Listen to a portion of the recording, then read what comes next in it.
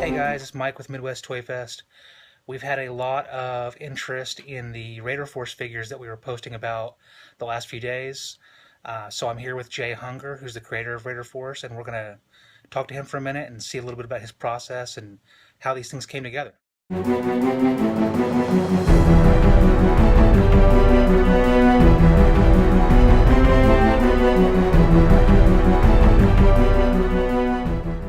Thanks for having me on. Again, I'm Jay Hunger.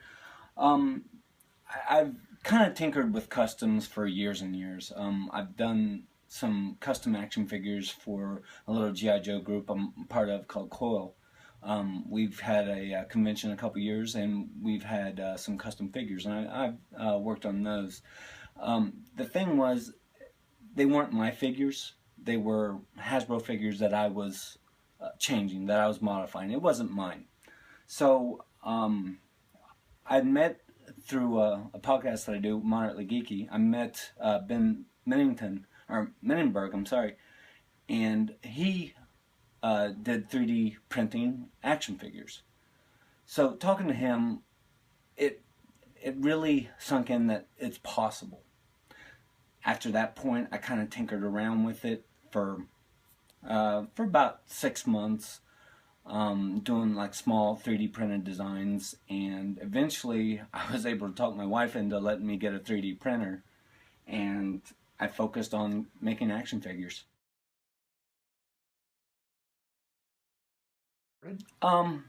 With the program that I use, SketchUp, and we'll take a look at it here in a bit, there is a bit of a learning curve. It's not as bad as some of the other more organic 3D tools. Basically what you're doing with SketchUp is making a box and modifying it. So once you understand how to modify the box, then you can make the action figures. You can make different shapes, different sizes, and make glorified boxes. I really got into customizing about 3 years ago.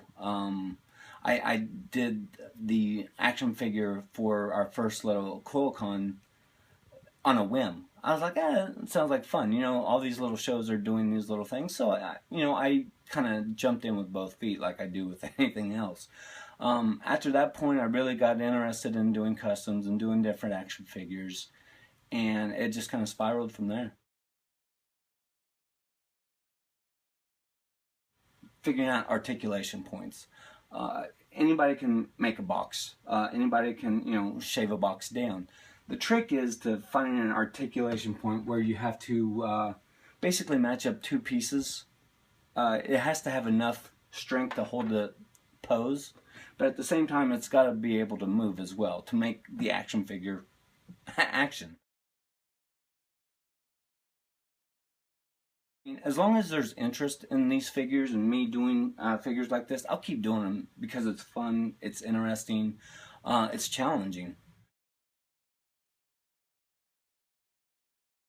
I have a little shop on Store Envy. It's just raiderforce.storeenvy.com.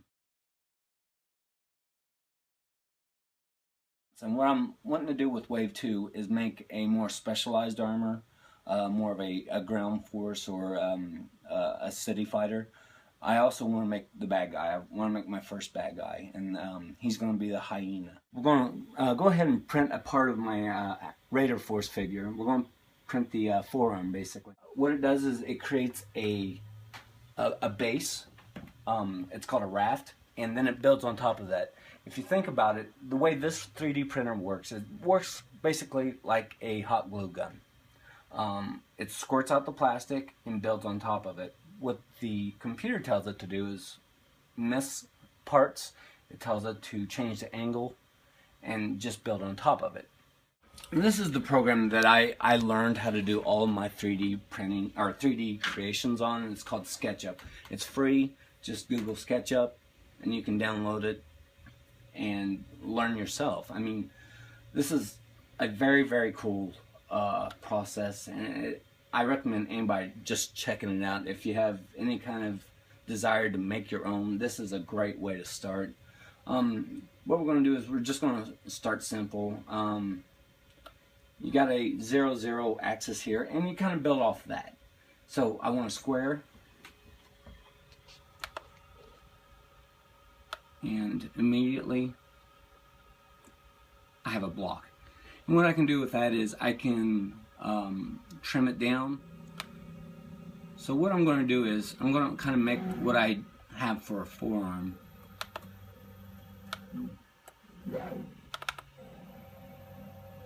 So, and what this is I would use this to put the ball joint in to lock it in for the forearm.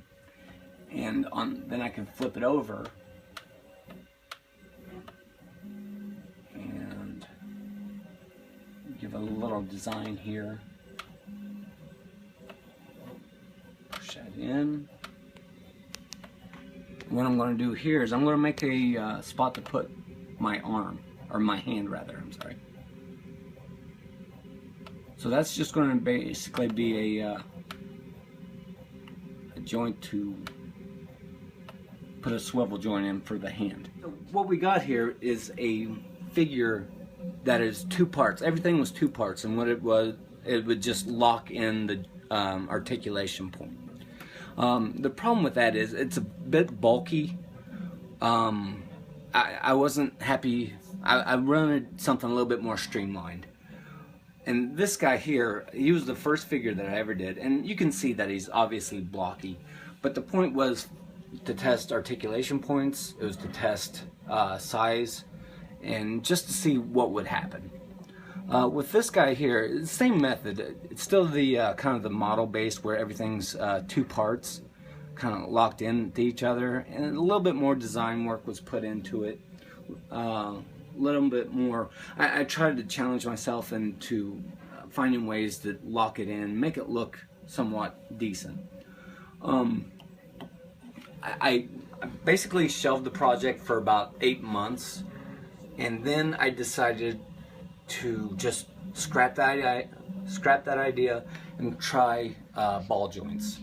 So what I did was, this was my first figure. He's a lot more streamlined. He's still squared up, but again, he was more along the lines of checking out articulation points, checking out scale, and just seeing what it can do, seeing if it can hold its pose. I mean, he's got just ball joints head to toe to give it, ultimate, articulation. And this guy, I was just trying different method. This was more of a design element to see what I can do with design-wise, changing up things, see what I can, change, make it look like it has some interest to it, but not over the top. Obviously trying out different feet and just seeing what happens. And this was the latest design. This is the actual Raider Force figure, which is on what I have on sale. I was just testing the designs, and I was really satisfied, really happy with how it came out.